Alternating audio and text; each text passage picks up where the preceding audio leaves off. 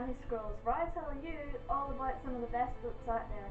In this episode, I'm actually going to do one of my favourite series ever. Well, the start of it anyway. So, let's get right into it. This episode, we're looking at The Walking Dead. I absolutely adore this series and everything about it. I've watched the TV show, I've read the comics, I've played the video games, I absolutely love it. The only thing I haven't gotten around to is the novels, but I'm working on it. So anyway, let's get started. So this is the hardcover copy of the comic books. The reason I've gone for the hardcover is if I fall in love with something, I am going to read it over and over and over again. And if I have the comic books, I get worried that they would fall apart. So that's why I've gone with the hardcover. You can get just the normal paper comic books each month, or I think it's around every 6 months or so, I'm not sure, and that you can get the trade paperbacks. But if you really absolutely love reading, hardcover is the way to go. Not only do you get all of the comic books, you actually get some extras. Like, I've got blown up versions of the covers in here. I've also got some exclusive drawings by Charlie, and absolutely incredible stuff to look at. So if you've watched the TV show, you're probably thinking, why would I bother reading this thing? I've already seen the story. Oh no, you have not. Richard Kirkman is an absolute genius. So the TV show is pretty cool. I mean, come on, Daryl Dixon, are you kidding? But the comic books, it's sort of like, I guess if you watch the TV show first, it's kind of like extra content in a way, because the story, the fundamentals are the same. Big events occur in roughly the same time frame, but you get right in and get to know the characters a bit more, and some of the characters are actually quite different.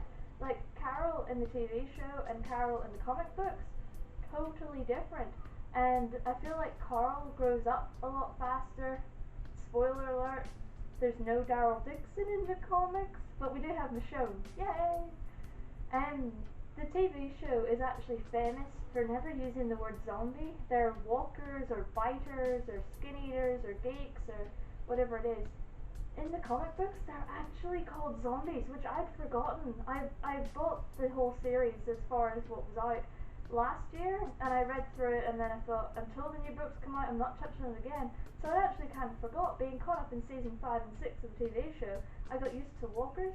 So then when I started rereading The Walking Dead for the channel, because it's October, and I thought I need to do something spooky, and I was actually kind of shocked to see Rick and Glenn discussing the zombies.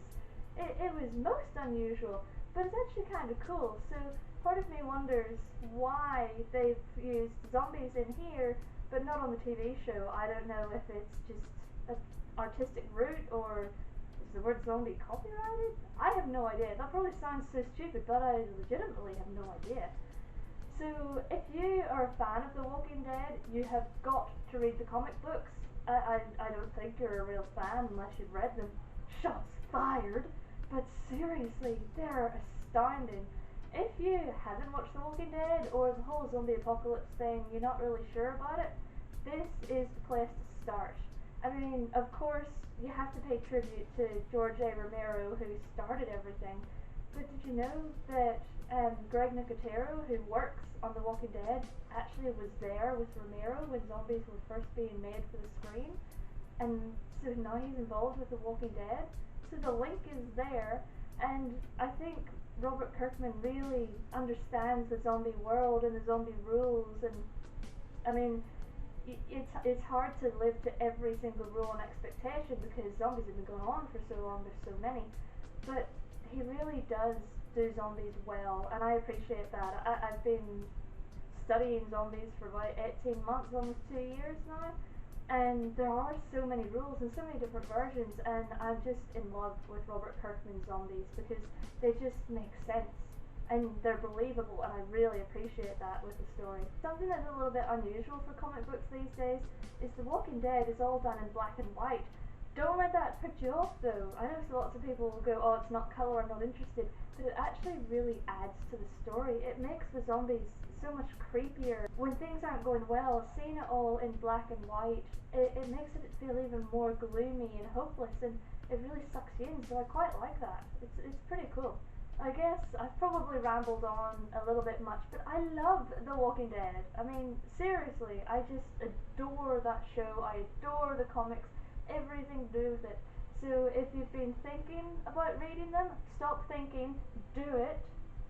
And I guess that's the end of this episode. There's nothing more that I can say, really. I just love it so much.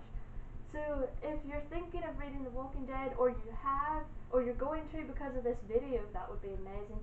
Please let me know. I love to talk Walking Dead with anybody and everybody. I have stopped people on the streets to discuss The Walking Dead or high-five them because they've got a t-shirt on. So please, if you want to talk to me, talk Walking Dead, do it, do it, do it, do it. I want to hear your thoughts on everything. And if you hate Carl, can someone explain to me why? Because I think he's this cute little 6-7-year-old, and he's just been put into the apocalypse and people hate all over him. Am I missing something? Okay, well, I really look forward to hearing from you. Please don't forget to like and subscribe, and I've also got a Facebook page. That's probably the easiest way to talk to me. I practically live on Facebook. So head on over to Sammy Scrolls on Facebook to catch up. Can't wait to hear from you. Take care until I see you next time. Bye!